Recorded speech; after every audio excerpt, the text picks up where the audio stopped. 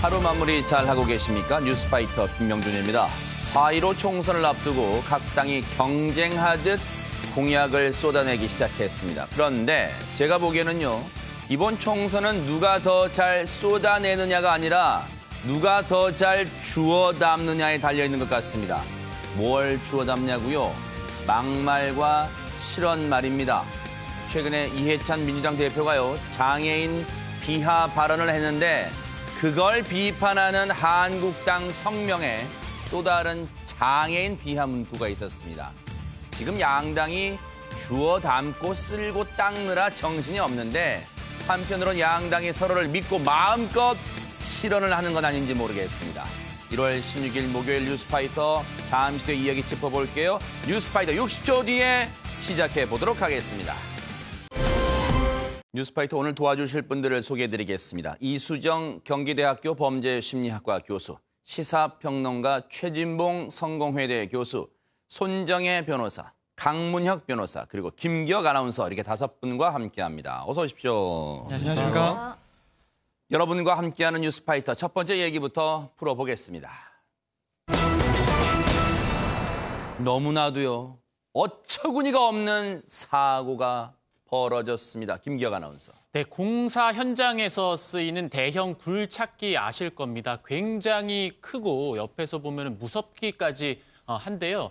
이게 갑자기 달려든다면 어떨까요? 굉장히 공포스러울 것 같습니다. 자, 해당 영상을 함께 보시겠습니다. 네, 대형 굴착기 한 대가 3차선 도로를 달리고 있습니다. 이 도로는 총 4차선인데요. 그런데 이 굴착기가 갑자기 우회전을 합니다. 네. 주유소로 진입하기 위해서였는데 안타깝게도 이 길을 걷던 초등학생 한 명이 이 굴착기에 치이고 말았습니다. 세상에. 손정희 변호사님, 그걸 못 본 거예요? 저 굴착기 운전자가? 네, 14일 오후 2시 30분경에 이제 발생한 사고인데요. 아이는 신월동의 한 도로에 인도를 겪고 있었습니다. 주유소를 진입하기 위해서 진입로에 이제 들어가다가 아마 그 초등학생을 보지 못했던 것으로 추정이 되는데 네. 결국 초등학생을 들이받는 사고가 발생했고요. 현장에서 즉시 병원으로 이송했지만 초등학생은 결국 숨지고 말았습니다. 하하, 지금 저 사고가 난 곳을 보면요, 빨간색, 바닥에 빨간색으로 되어 있는 자전거 도로가 있고 그 옆에 인도가 같이 나란히 붙어 있고 그곳을 지나야만 주유소로 들어가는 곳인데 대낮에요. 저녁도 아니에요. 강문혁 변호사님, 대낮에 도심 한복판에서 이런 일이 벌어졌습니다. 네, 일단 그 해당 운전기사에 대한 조사를 이제 마친 결과 음주운전은 아니라고 하고요. 다만 그 해당 운전기사 진술에 따르면 굴착기 운전기사는 기름을 넣기 위해서 당시에 근처에 있던 주유소로 진입하다가 이렇게 초등학생을 치게 되었다. 이렇게 지금 진술하고 있는 것으로 파악되고 있습니다. 차제예요. 우리가 굴착기 옆에 도로에서 이제 도로나 이면도로 특히 골목길에서 가끔 공사 현장이 있을 때는 굴착기가 지나가는 걸 볼 수가 있는데 그때마다 조마조마했어요. 저렇게 육중한 차가 별다른 안전장치도 없이 다닐 때 과연 저게 안전이 담보될 수 있을까 했는데 저렇게 초등학생이 지나는 걸 미쳐보지 못하고 안타까운 사고가 벌어지고 말았습니다. 그런데 이번 사고도요, 또 다른 정말로 황당하고 어처구니 없는 사고가 또 벌어졌습니다. 김기혁 아나운서. 네, 같은 날 오후 세종시에서 발생한 사고였습니다. 영상이 굉장히 충격적인데요. 함께 보시면서 설명을 해드리겠습니다. 네, 교차로에서 신호를 받는 차들이 좌회전을 하고 있는데요. 여기서 갑자기 SUV 차량이 급격하게 날아듭니다. 총 3대를 들이받았는데 한 대는 범퍼와 뒤쪽이, 다른 한 대는 앞쪽이 심하게 부서져서 연기까지 나고 있습니다. 세상에. 거의 뭐 하늘을 난다는 표현이 맞을 것 같아요. 이 날아든 SUV 차량은요, 총 3대를 들이받고 저렇게 전봇대까지 들이받은 후에 쭉 영상에서 밀려나기까지 합니다. 곧바로 경찰이 도착을 했습니다. 차에서 내려 이 사고 상황을 살피고 있는데요. 네. 이 상태를 봤을 때는 굉장히 좀 심각해 보입니다. 네. 아니, 정말 신호받고 좌회전하던 차량은 무슨 날벼락입니까, 최진봉 교수님? 그렇습니다. 저 지금 세종시 보람동이라는 곳이거든요. 세종시에서 밤에 1월 14일 날 밤 9시 40분경에 일어난 사건인데 문제는 저 운전자가 35세 남성인데 만취 상태로 운전을 한 거예요. 세상에. 지금 우리가 봐도 뭐 이해가 안 될 정도로 운전을 하고 있잖아요. 그러니까요. 저기 술을 마셔가지고 만취 상태로 신호 받아서 가고 있는 차량 3대를 부딪혀서 또 피해를 입힌 그런 사건입니다. 그런데 저 도로 CCTV를 보면요. 손정희 변호사님, 경찰차가 어떻게 알고 즉시 현장에 나타났을까요? 그러니까 지나가던 사람이 음주운전 의심 차량이라고 신고를 하다 보니까 경찰에 즉시 이제 신고를 접수받고 해당 차량을 추격 중이었던 것으로 보이고요. 아하. 이 남성이 대전에서 술을 먹었다라고 합니다. 그리고 본인의 집은 세종인데 거기까지 무려 20km를 이렇게 만지한 상태로 운전을 했다라고 하고요. 세상에. 사실 그 경찰이 출동을 해서 이 남성의 차량을 막아섰습니다. 이때라도 차량을 멈췄으면 이런 사고를 방지했을 수 있을 텐데 결국은 경찰의 어떤 지시를 무시하고 현장에서 경찰을 피해 달아나다가 이런 사고까지 야기한 것으로 보이고요. 이 남성의 그 당시 혈중 알코올 농도가 0.12%입니다. 그러니까 면허 취소 수준이 0.08을 훨씬 넘은 만취된 상태였습니다. 영상을 보면요. 사고 당시 충격이 이만저만이 아닌데 그리고 지금 피해 차량은 대부분 경차입니다.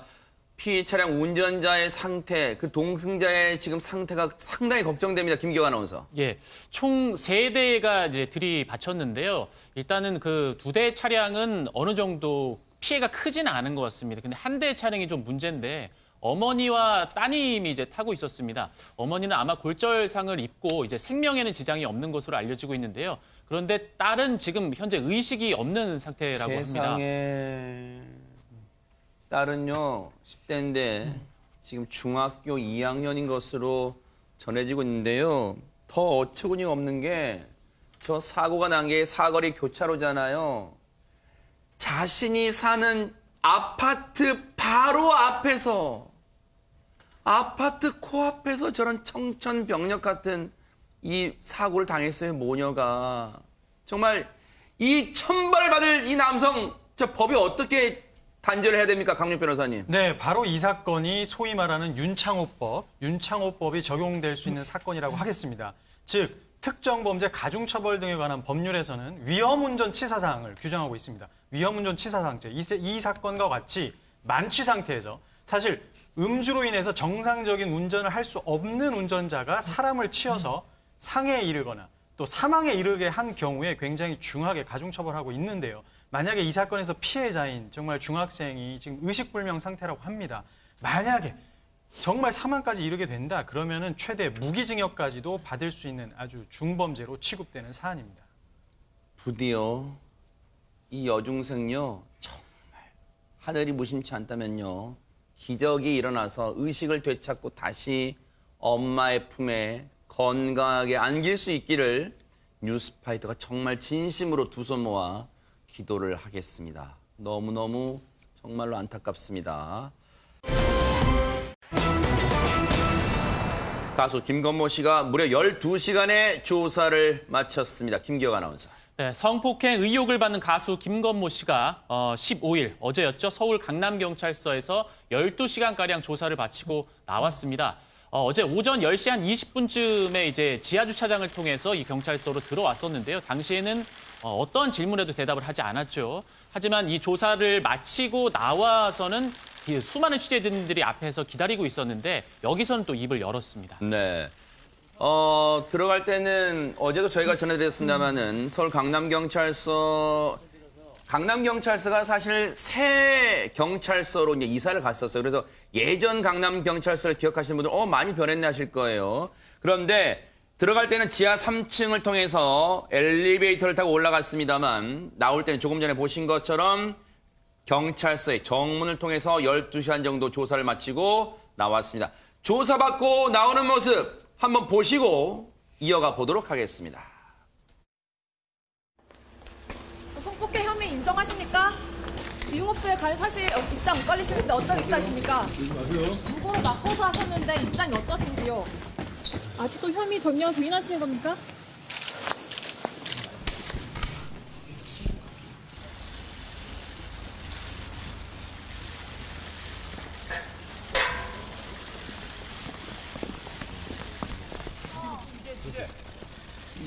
네, 추우신데 고생 많으십니다. 네.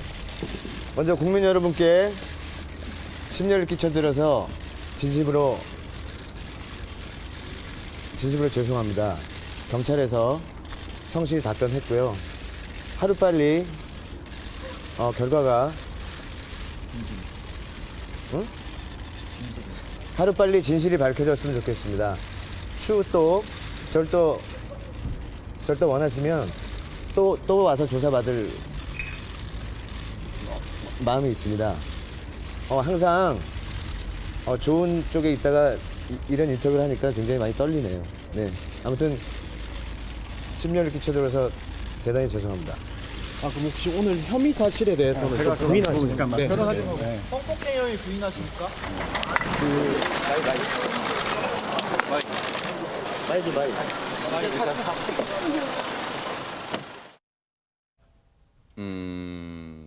경찰서에 들어갈 때, 오전에 들어갈 때는 일절 대답을 하지 않다가 마치고 12시간 조사 마치고 나와서는 뭐 이른바 포토라인은 요즘 없어졌습니다만 취재진 앞에 서서 짤막하게 심경 밝혔습니다.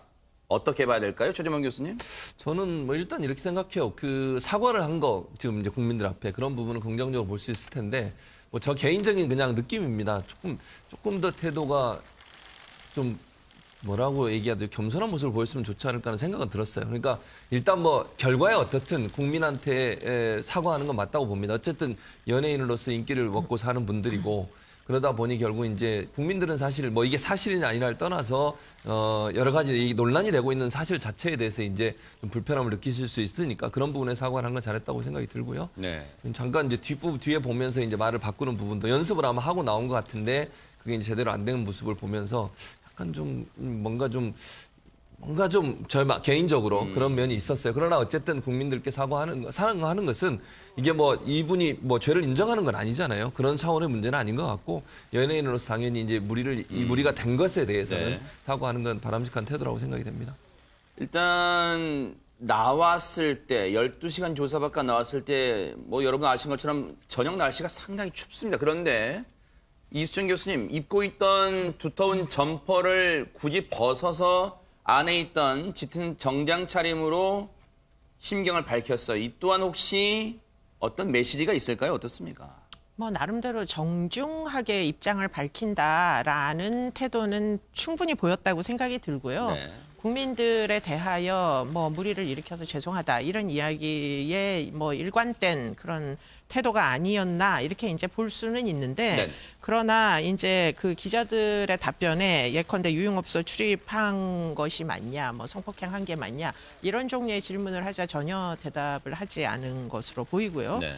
그리고는 지금 이제 굉장히 좀 이렇게 다툼의 여지가 있다라는 그 태도를 보이는 것 같습니다. 본인도 지금 사실은 이제 피해자를 무고로 맞고소를 한 상태이고요. 그러다 보니까 지금 이제 무작정 이제 혐의 부분에 대해서 인정하고 사과하는 것은 전혀 아닌 것 같고 그런 부분에 대해서는 또 다툴 여지가 있다고 생각을 해서 지금 네. 이제 인터뷰한 내용 중에 눈여겨봐야 될 대목은 또 와서 조사받을 마음이 내가 있다 이렇게 이제 얘기를 하는 것은 네. 뭐 조사가 더 필요하다고 이제 경찰에서 요청을 하면 조사를 받을 마음이 있다. 조사를 사실은 받아야 되는 입장이거든요. 지금 어쩔 수 없이. 네. 그런데 그것조차도 이제 선택을 할 수 있다는 식으로 인식을 하는 것을 이제 이야기를 하는 걸 보면 다툴 여지가 있고 나도 사실은 뭐 입장이라는 게 있다. 그렇기 때문에 조사를 받느냐 마느냐도 나의 의사결정 뭐 선택의 테두리 내에 있다. 이렇게 이제 인식을 하는 것 같아요. 네. 그렇기 때문에 뭐 지금 혐의에 대해서 인정한 것은 전혀 아닙니다. 네. 네. 국어 독해를 하자는 건 아닙니다만 손정혜 변호사님 이런 얘기를 했어요. 앞서 이제 이수정 교수님이 잠깐 짚어주셨습니다마는 또 와서 조사받을 의향이 있다는 말 앞에 어떤 부사를 넣냐면 흔쾌히 경찰이 추후 부르면 흔쾌히 또 와서 조사받을 의향이 있다.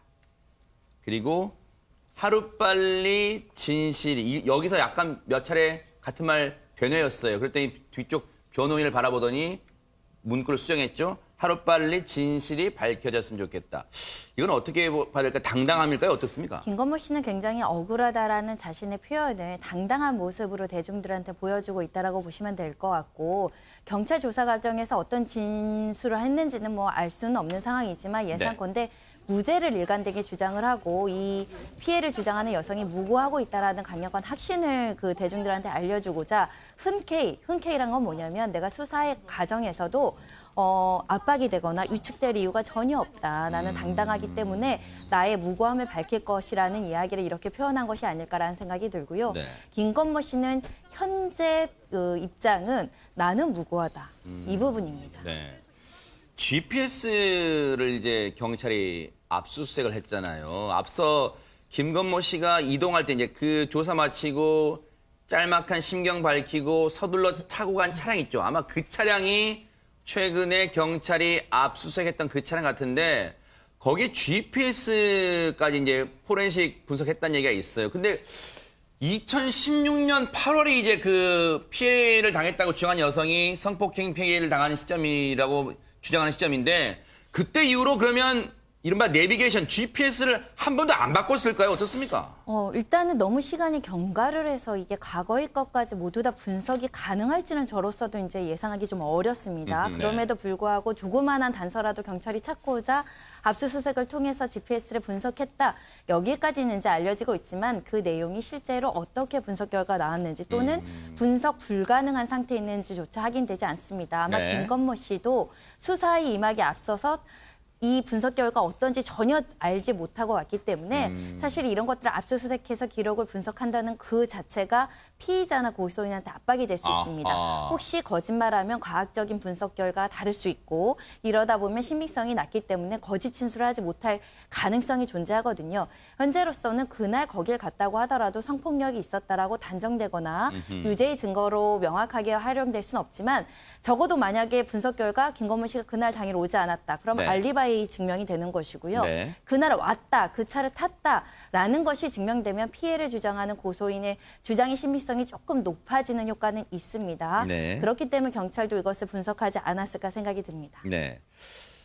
아마 경찰 조사에서는요, 당시 상황에 대해서 김건모 씨에게 아마 집중적으로 질문이 오갔을 것 같아요. 그런데 최지봉 교수님, 피해를 당했다고 주장하는 여성 측은 2016년 8월 그 유흥업소의 공간 내에서 이른바 방이라고 하죠. 룸이라고 하죠. 그곳에서 단둘이 있는 상황에서 성폭행을 당했다고 주장하고 있습니다. 그렇습니다. 그렇게 주장하고 있는데 이제 문제는 뭐냐면 김건모 씨는 조사받으면서 그런 얘기를 조사받고 나오면서 이게 본인, 그러니까 피해자라고 주장하는 분이 주장하는 주장과 다른 여러 가지 증거들이 있다. 이렇게 지금 본인은 주장을 하고 있거든요. 네. 구체적으로 그 증거가 뭐냐고는 얘기를 안 했고요. 네. 그러나 이제 본인은 그걸 증명할 수 있는 증거들이 있다고 얘기를 하고 있는 상황이어서 네. 이 부분을 김건모 측, 그러니까 변호인이 어떻게 제시했는지는 조금 두고 보고 지켜봐야 될 상황이라는 생각이 듭니다. 네. 근데 강력 변호사님, 네네. 김건모 씨 측 변호인이 앞서 이제 그 말할 때 뒤에 있던 키 큰 분이 아마 변호인 같은데, 반박할 수 있는 다른 여러 자료를 제출했다는 거예요. 근데 아주 구체적 내용은 안 밝혀서 뭐라고 우리가 유추해 볼 수 있을까요? 사실 성범죄 사건의 특성을 좀 고려해 볼 필요가 있습니다. 결국은 성범죄라는 건 대부분 은밀한 곳에서 당사자 둘이만 있는 공간에서 발생한 경우가 많고 이 사건도 사실 피해를 주장하는 여성과 그다음에 김건모 씨 단둘이 있던 공간에서 지금 있었던 일이다라고 주장이 되고 있는데요. 네. 그렇다면 결국은 이런 사건에서 유죄냐 무죄냐를 가르는 핵심은 피해자라고 주장하는 자의 진술의 신빙성입니다. 네. 그러면 고소를 당한 김건모 씨 입장에서는 네. 결국 그 피해자라고 주장하는 여성의 신빙성을 깎아내릴 수 있는 간접 증거들을 얼마만큼 수집했을 수 있느냐. 결국 이 문제인데요. 네. 그래서 아까 GPS도 같은 맥락입니다. 당시에 유흥업소에 간 사실이 있냐 없냐도 결국 네. GPS. 그다음에 여러 자료를 제출했다고 하는데 거기에는 네. 아마 그 피해를 주장하고 있는 여성의 말은 믿을 수가 없다라는 점을 어떻게 조금이라도 더 보강할 수 있는 간접 증거들을 내지 않았을까 이렇게 좀 추측을 추정해 볼 해볼 수 있겠군요. 있습니다. 예. 그런데 김기현 아나운서 어제 경찰서에 출석했을 때 김건모 씨의 이 복장 옷차림이 상당한 관심을 모았어요. 네, 맞습니다. 보셨듯이 카키색 롱 패딩을 입고요.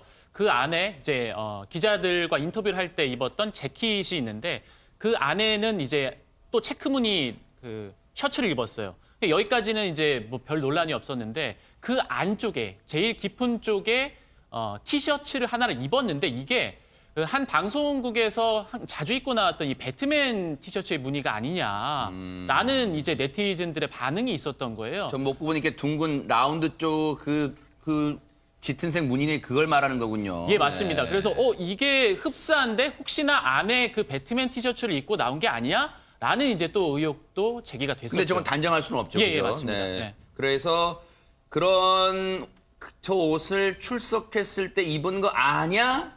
라고 그랬는데 저게 나올 때도 주목받았잖아요. 김기화 아나운서. 네, 맞습니다. 네. 나올 때는 인터뷰할 때 보셨듯이 안쪽에 없어요. 그러네요. 그 저 모양의 라운드 티셔츠가 보이지가 않습니다. 진짜 없어요. 진짜 예. 그러네요. 그래서 이게 뭐 안쪽에 잘 감춰진 건지 아니면은 뭐 조사받는 과정에서 탈의를 한 건지는 모르겠지만 어쨌든 전과 후에 그 복장이 조금 달라졌다라는 것은 육안으로 조금 볼 수가 있었습니다.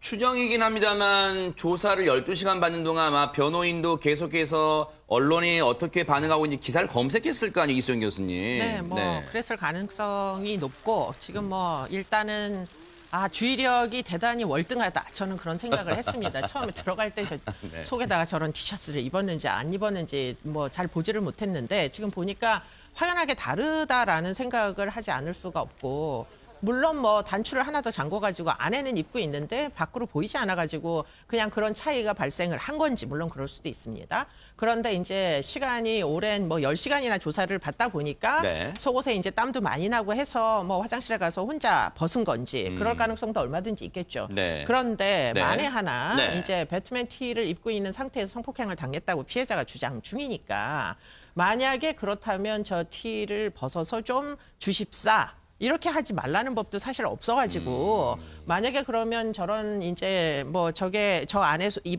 속에 입은 그 티가 배트맨 티셔츠라면 저 티셔츠가 갖는 의미는 그렇게 만만한 의미는 아닌 것으로 아하. 보여요. 네. 조금 단추를 보면요. 출석했을 때하고 지금 나올 때 모습 단추를 뭐 2개 풀고 1개 풀고 차이는 아니에요. 단추가 푼 건 똑같은 것 같아요. 최지봉 교수님. 네, 그렇습니다. 네. 제가 볼 때는 그래서 뭐 여러 가지 이유가 있겠지만 의도적으로 벗은 걸로 보여져요. 제가 볼 때는. 그러니까 지금 현재 안에 입고 있을 가능성은 낮다고 보여요. 들어갈 때하고 나올 때하고 뭐 이수정 교수님 추측하신 것처럼 그렇게 해서 벗었을 수도 있고 아니면 언론을 계속 모니터하면서 혹시나 언론에 저렇게 보도한 것을 변호인이 적극적으로 얘기해서 일부러 벗고 나오고 왜냐하면 나올 때는 어차피 본인이 인터뷰도 하겠다고 그랬어요. 들어갈 때 아무 얘기 안 했지만 네. 그러니까 이제 언론이 집중해서 보고 있는 상황이니까 저게 또 논란이 되면 어쨌든 본인들한테 이미지가 안 좋아질 수 있다는 우려 이런 부분 때문에 일부러 벗었을 가능성도 충분히 있다고 봅니다. 손정희 변호사님 추가 소환 가능성 있을까요? 어떻습니까? 높다라고 봐야죠. 왜냐하면 성범죄 같은 경우 자백 사건 이외에 이렇게 한 차례 조사만으로 진실을 가려내기가 어렵고요. 오늘 김건모 씨가 어떤 진술을 했고 고소인 주장을 반박했다면 다시 고소인을 불러서 그 말이 사실인지 구체적으로 확인할 것이고 그 진술에 대해서 또 김건모 씨한테 확인하는 과정들을 거쳐 나가지 않을까 생각이 들고요. 나아가선 지금 뭐 대지신문의 가능성까지 이제 점쳐지고 있는데 성범죄 피해자의 어떤 인격권 보호라든가 신변 보호 때문에 대지신문은 피해자가 동의하지 않는 이상은 좀 진행되기 어려운 측면도 있지만 만약에 양쪽에서 적극적으로 우리는 우리가 대질 조사를 통해서라도 나의 어떤 진실을 가려내겠다라고 한다면 대질 조사도 검토해 볼 수 있습니다. 그렇군요. 어쨌든 이 사건은 쉽게 단정하지 않고 계속해서 따라붙어 보도록 하겠습니다. 요즘 속이 새까맣게 타들어가고 있는 연예인이 있을 거예요. 김기화 아나운서. 네, 바로 주진모 씨의 이야기입니다. 주진모 씨가 소속사를 통해서 입장문을 내놨는데요. 이 해커들이 접촉해온 경위에 대한 설명과 함께 본인의 심경을 내비쳤습니다. 그 앞의 내용을 조금 살펴봐 드리면 네. 2달 전쯤에 범죄자 해커들이 갑자기 제 실명을 언급하면서 휴대폰 메시지를 보내왔습니다. 무엇보다 불법 해킹으로 취득한 제 개인정보들을 보내면서 접속해왔을 때 저는 당황스러움을 넘어선 극심한 공포감을 느꼈습니다. 이런 범죄 행위에 대해서 제가 반응을 하지 않자 그들은 제 여권, 주민등록증, 운전면허증, 사진은 물론 제 아내와 가족들, 휴대폰에 저장된 동료 연예인들의 개인정보까지 차례로 보내면서 정신이 혼미할 만큼 저를 몰아쳤습니다. 하면서 가족들이 모두 고통스러운 나날을 보내고 있다. 세상에. 심경을 이렇게 밝혔습니다. 내 개인 쪽이 또 정말 지극히 사사로운 정보를 누군가 알고 있다는 건 정말 오싹한 공포일 겁니다. 이수정 교수님. 네, 지금 뭐 이런 문제는 주진모 씨만 경험하는 건 아니고요. 굉장히 많은 사람들에게 소위 이제 피싱 이제 그 작업들을 해가지고 개인정보를 다 빼내가는 이런 종류의 일들이 벌어지고 있습니다. 네. 그러면서 이제 저장돼 있던 개인정보는 물론이고 저장돼 있던 사진, 뭐 여기서 이제 이야기하듯이 뭐 면허증, 주민등록증 이런 모든 것들이 다 이제 유출이 돼서 결국에는 그것이 문제가 되게 되는데 네. 그런데 이제 그 문제는 그것만 이제 빠져나간 게 아니라 아마도 휴대전화 안에 이제 저장돼 있던 상당 부분 좀 무리가 될 만한 문자 기록이나 또는 뭐 영상들 또는 이제 사진들 그런 것들이 지금 함께 빠져나가서 지금 협박을 받고 있는 거 아니냐 이게 이제 문제로 보입니다. 네. 네.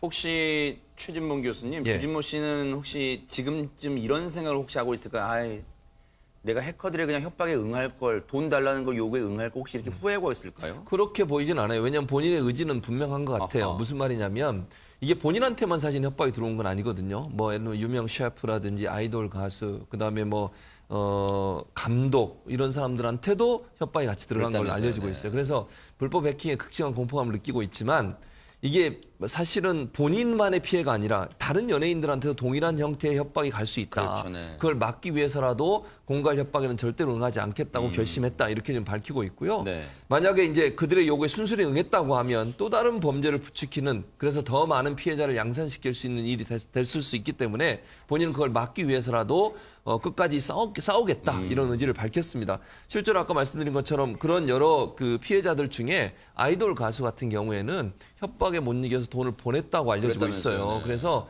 이제 다른 피해자가 양산되는 것은 일반 협박하는 사람들이야 저런 협박을 통해서 돈을 뜯어내는 게 목적이니까 거기에 이제 뭐 본인이 피해를 보지 않기 위해서 그렇게 하려고 할 수도 있겠습니다만 이제 그런 부분은 주진모 씨가 잘한 것 같아요. 어쨌든 협박 공간에서 문제를 삼아서 이 문제가 해결되도록 해야 되니까 다만 아까 이수정 교수님도 말씀하셨지만 다른 차원의 문제는 아직 남아있는 문제인 것 같습니다. 네.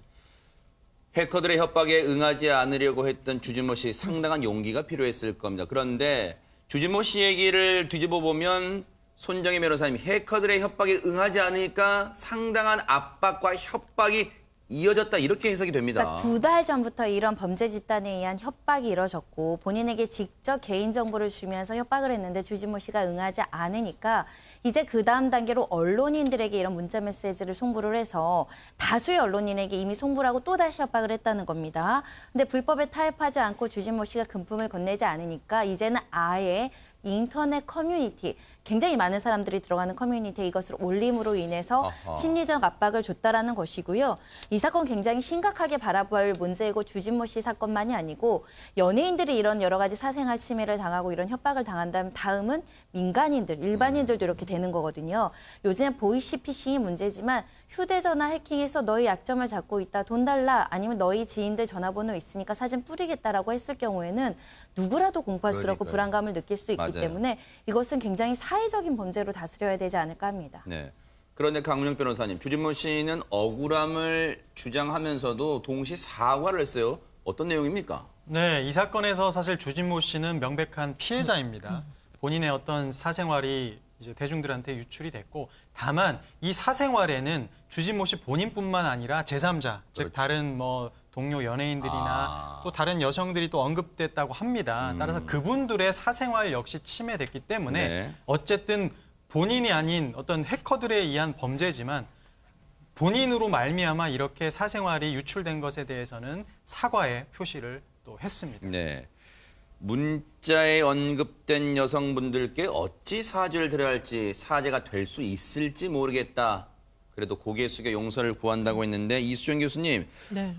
지금 주진모 씨 측은 그 자신의 휴대전화에 있던 내용이라는 그런 주장으로 이 인터넷상에 떠도는 내용이 악의적으로 편집 왜곡됐다고 지금 얘기하는 것 같아요. 이게 악의적으로 편집이 될 수가 있는 게 일단은 사실은 문자 기록을 사실은 잘라다 붙이는 상황이 얼마든지 벌어질 수 있습니다. 그렇기 때문에 그 사이사이에다가 음란한 동영상이나 음란한 사진을 갖다 붙이게 되면은 그러면은 사실은 지금 주진모 씨 가 직접 작성을 한 바로 그 문자가 아니라도 제3자가 보기에는 이게 굉장히 음란한 내용의 불법 촬영한 영상물들이 아니냐 이런 오해를 받게 딱 생겼어요. 왜냐하면 비슷한 사건이 과거에 있었기 때문에. 네. 그렇기 때문에 이제 그런 것들을 지금 이제 협박범들이 아마 노리고 지금 이제 계속 뭐 돈을 5천만 원 달라, 1억을 달라 이런 식으로 이제 접근을 하는 걸 도저히 참지 못해가지고 결국 경찰에다 신고한 거 아닌가 이렇게 이제 보이고요. 네. 우리가 이 사건을 보면서 좀 유의를 해야 될 부분이 계속 이런 사건들이 계속 발생하고 있지 않습니까? 네. 특히 이제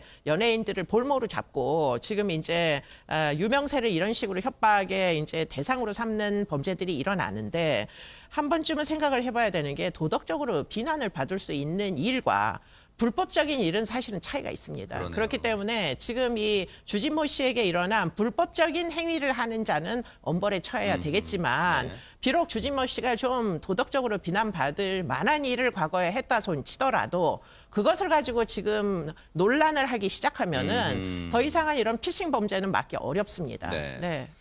그와 동시에 주진모 씨의 소속사도 그런 입장을 밝혔어요. 결단코 이성의 신체 사진을 몰래 촬영해서 유포하는 부도덕한 짓을 저지르지는 않았다고 밝히기도 했는데 혹시 이런 생각까지 하면 너무 무리한 요구일까요? 최진봉 교수님, 예. 어느 부분이 악의적으로 편집됐고 왜곡됐는지 좀 밝혀달라고 요청한다면 상당히 무리일까요? 어떻습니까? 그거는 뭐 이제 주진모 씨 개인이 선택할 문제라는 생각이 들어요. 왜냐하면 이제 공인이고 연예인이잖아요. 연예인이기 때문에 본인의 이미지를 본인이 생각해서 어떤 결정을 할지 모르겠습니다. 그건 네. 뭐 우리가 그렇게 해라라고 요구할 수는 없을 것 같아요. 저는 개인적으로 그렇게 생각하고. 그래서 그러네요. 네. 본인이 정말 이런 루머가 계속 확산되고 악의적으로 왜곡된 편집에 의해서 루머가 확산되지만 또 일부 사람들은 그걸 사실로 믿는 경우들도 가끔 있거든요. 네.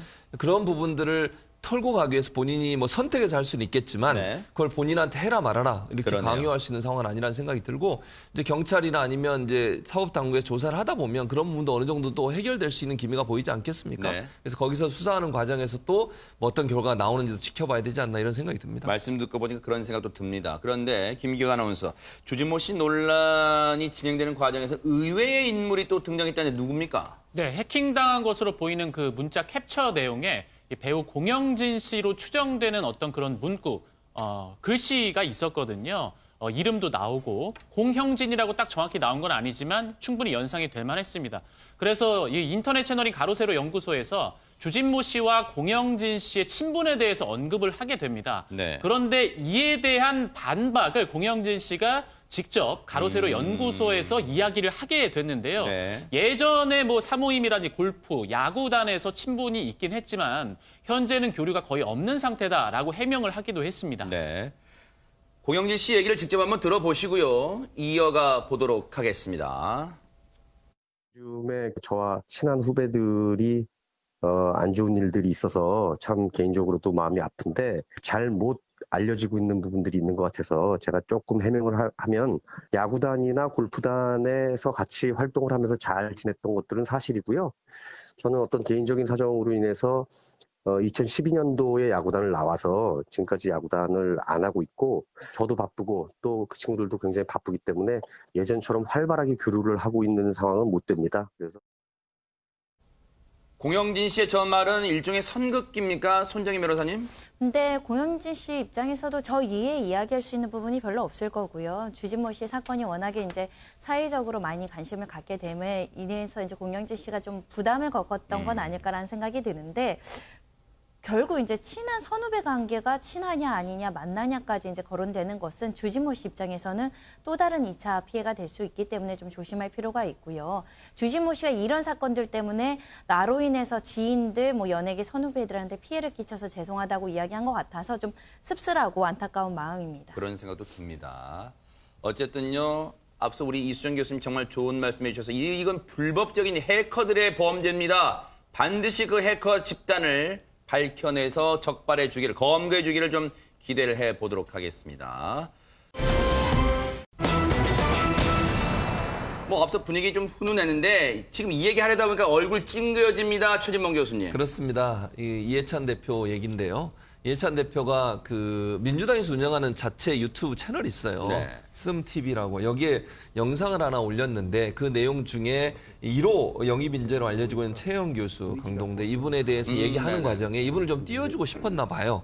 그래서 선천적 장애인과 후천적 장애인의 차이를 설명했는데 물론 이게 이제 심리학자들이나 이런 분들이 말한 말을 인용해서 얘기를 하긴 했는데 후천적 장애인이 선천적 장애인, 그러니까 선천적 장애인이 후천적 장애인보다 좀 더 떨어진다 이런 의지가 약하다. 뉘앙스의 말을 했어요. 그래서 이제 이게 논란이 되고 있고요. 네. 이런 논란이 되니까 즉각 사과를 했고요. 뭐 사과한 건 잘했는데 아예 이런 말을 안 하셨으면 더 좋을 뻔했는데 뭐 의도에 어쨌든 장애인들에게 상처를 주는 말을 해서 상당히 좀 논란이 되고 있습니다. 네.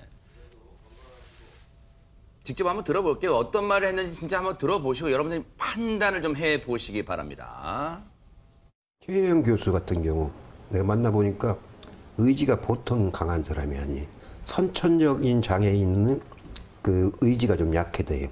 어려서부터 장애를 갖고 나오니까. 근데 이제 사고가 나서 그 장애인이 된 분들은 원래 자기가 정상적으로 살던 거에 대한 꿈이 있잖아요. 예. 그래가지고 그분들이 이제 더 의지가 강하다는 얘기를 심리학자한테도 들었는데. 부적절한 인용 같긴 합니다, 진짜. 저 심리학자 누군지 제가 좀 꼭 찾고 싶습니다. 도대체가 심리학자가 심리학적인 이론에 근거하지 않고 본인의 직관에 따라 가지고 선천적 장애인, 후천적 장애인 이렇게 장애인을 두 가지로 구분한다는 것 자체가 저는 상식적으로 이해가 안 돼요. 저도 심리학을 자그마치 30년 이상 공부를 했는데 어떠한 교과서에도 그런 종류의 구분이 되어 있지 않고요. 그리고는 선천적 장애 요인은 대부분 선천적으로 뭔가 뭐 유전적인 소양이 있어가지고 결국 타고나는 건데 아예 후천적 장애인하고 비교한다는 것 자체가 저는 좀 말이 안 되는 측면이 있다. 다만 이제 하시려고 했던 그 뭐 의미는 뭐 충분히 동감을 한다. 지금 최혜영 교수님이시라는 분은 이분은 대단하신 분입니다. 그렇기 때문에 장애 여부를 떠나서 저분입니다, 바로. 네, 같은 여성으로 봤을 때도 저분이 결국은 재활학 교수가 될 정도로 지금 저렇게 힘드신 몸을 이끌고 재활학 교수로 지금 강의를 하시는 분이세요. 그거 자체로만도 정말 인간 승리입니다. 네. 그렇기 때문에 장애를 따질 여지가 있는 게 아니라 네. 최혜영 교수님이 훌륭하신 분이다. 그냥 그러니까요. 이렇게 얘기하셨으면 좋았을 맞아요. 텐데 네. 싶습니다. 그냥 더도 말고 덜도 말고 딱 그 정도만 했으면 좋았을 네. 텐데. 근데 손정희 변호사님, 이게 문제가 사람들이 걱정하는 게 이 비하 발언이 이해찬 대표의 말실수가 이게 한두 번이 아니었단 말이에요. 재작년 12월에도 장애인위원회 발대식에서 축사를 하던 과정에서 신체 장애인보다 더 한심한 사람들은 뭐 정치권에서 말하는 거 보면 정상일까 싶을 정도로 정신장애인들이 많이 있습니다.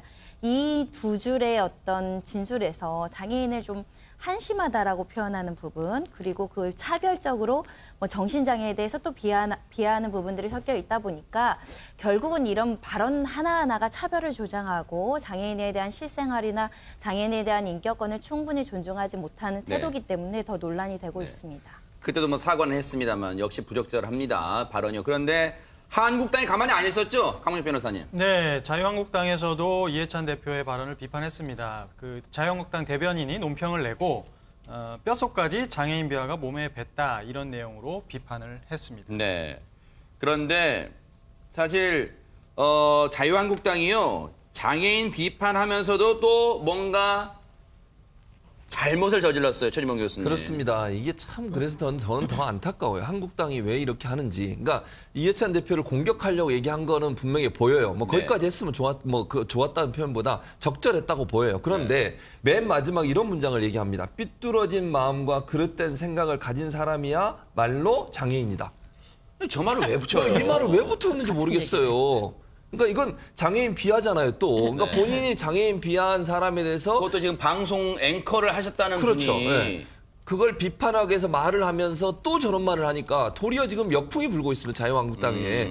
자유한국당은 대체 장애인들에 대해서 어떤 가치관을 갖고 있는 정당이냐. 그래서 저는 다른 정당이 실수를 해서 그런 부분이 있으면 본인들은 조심해야 되잖아요. 근데 그걸 비판하면 또다시 이런 문제를 발생시키고 좀 논란이 되고 있습니다. 네.